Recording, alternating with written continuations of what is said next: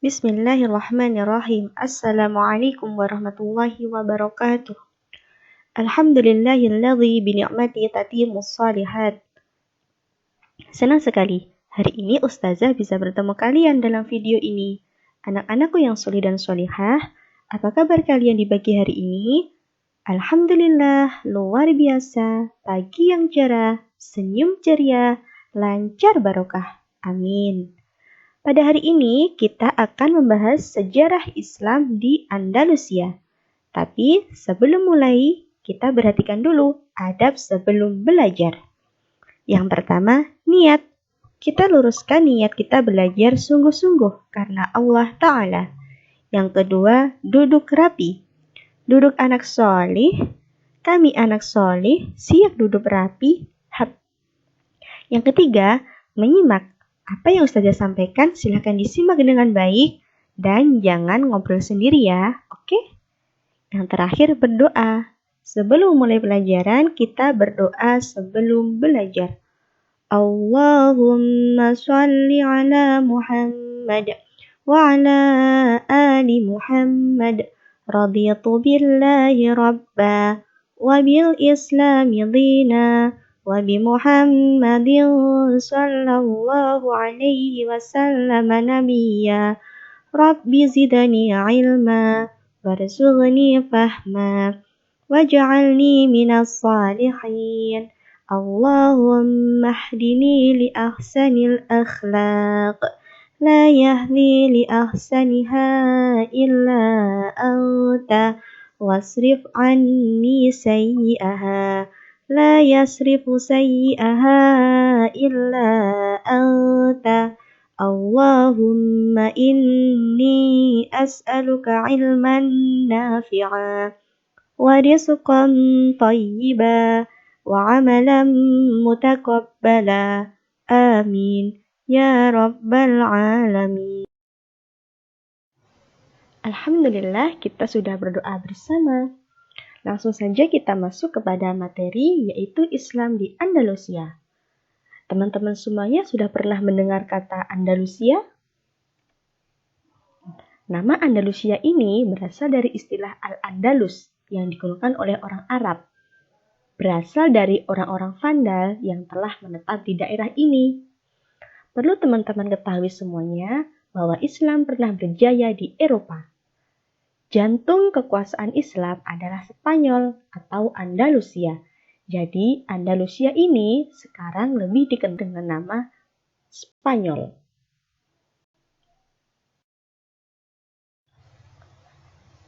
Sekarang pasti teman-teman pada bertanya-tanya nih, Ustazah, di mana sih letak Andalusia itu? Di sini Ustazah sudah menampilkan gambar peta dunia.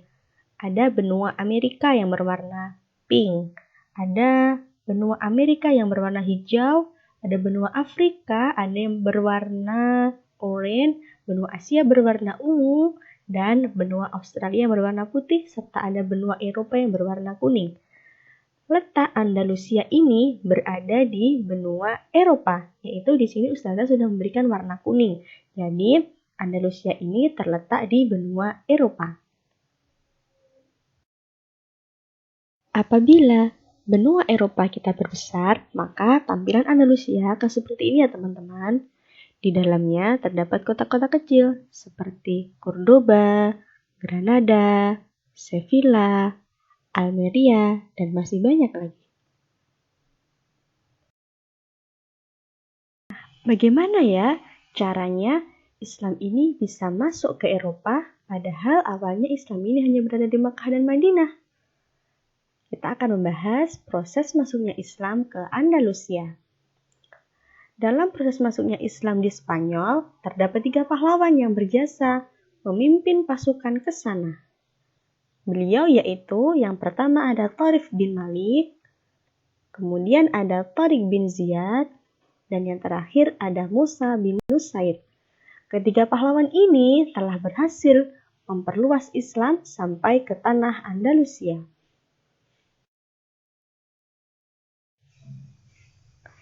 Penaklukan Andalusia ini terjadi pada masa Bani Umayyah, yaitu kekhalifahan Islam yang pertama yang berpusat di Damaskus.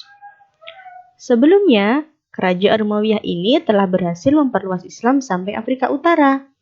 Amir kerajaan Umayyah di Afrika Utara ini bernama Musa bin Nusair.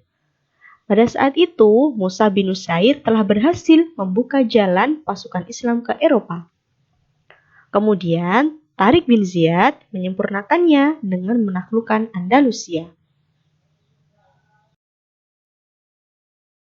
Bagaimana kisah penaklukan Andalusia? Nah, perlu teman-teman ketahui, sebelum Islam menyebar di Andalusia, Andalusia ini dipimpin oleh seorang raja yang zalim, yang sangat dibenci oleh rakyatnya. Raja tersebut bernama Raja Roderick. Tetapi, masyarakat Andalusia sudah mendengar tentang keadilan umat Islam. Kemudian, orang-orang Andalusia ini sengaja meminta tolong untuk memberi jalan kepada umat Islam agar Raja Roderick ini digulingkan supaya mereka terbebas dari yang namanya kezaliman.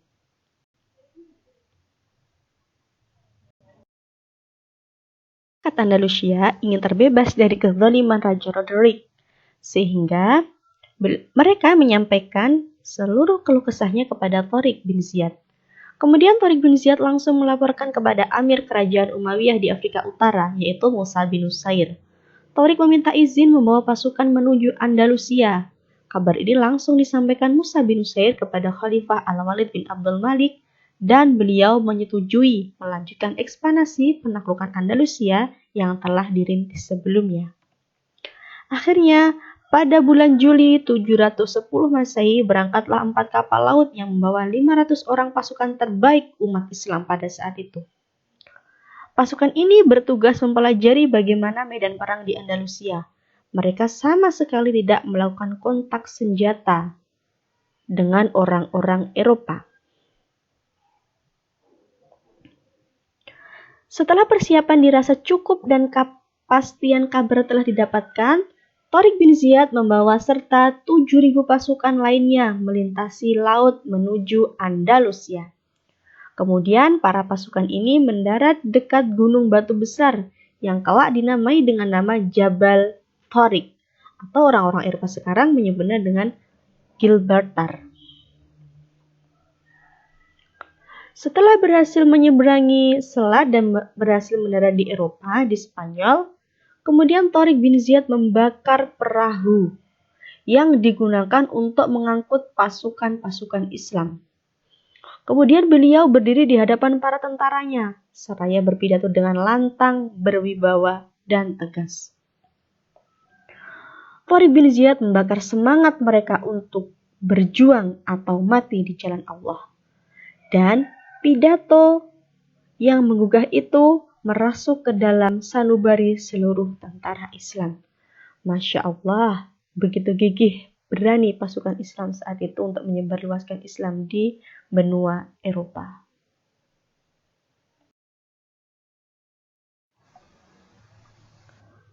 Setelah mendengar kedatangan kaum muslimin, Raja Roderick ini segera mempersiapkan pasukannya untuk menghadang serangan kaum muslimin.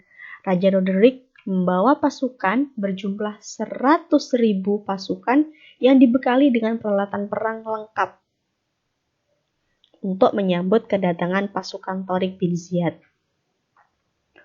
Ketika Tariq bin Ziyad mengetahui bahwa Roderick membawa pasukan yang begitu besar, dia segera menghubungi Musa bin Nusair untuk meminta bantuan. Kemudian dikirimkanlah pasukan tambahan yang berjumlah hanya 5.000 orang. Jadi total pasukannya dari Tariq bin Ziyad sendiri yaitu 12.500 orang, sedangkan pasukannya Raja Roderick ini berjumlah 100.000 orang.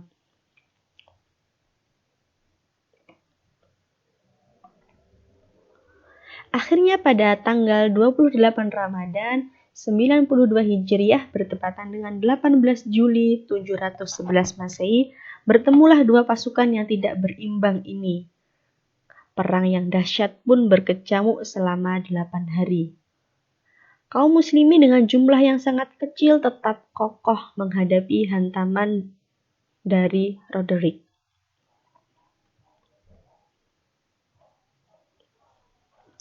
« Keimanan dan janji kemenangan atau syahid di jalan Allah telah memantapkan kaki-kaki mereka dan menyirnakan rasa takut dari dada-dada mereka.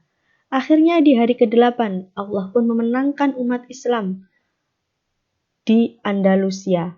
Kemudian berakhirlah kekuasaan Roderick ini di tanah Andalusia. Masuknya Islam di Andalusia telah membuka cakrawala baru dalam sejarah Islam. Dalam rentan waktu selama kurang lebih 7,5 abad atau 750 tahun, umat Islam di Andalusia telah mencapai kemajuan yang sangat pesat, baik di bidang ilmu pengetahuan maupun kebudayaan. Di antaranya ada di bidang filsafat, sains, bahasa sastra dan musik, sejarah dan geografi, fikih, dan yang terakhir, kemajuan di bidang pembangunan fisik.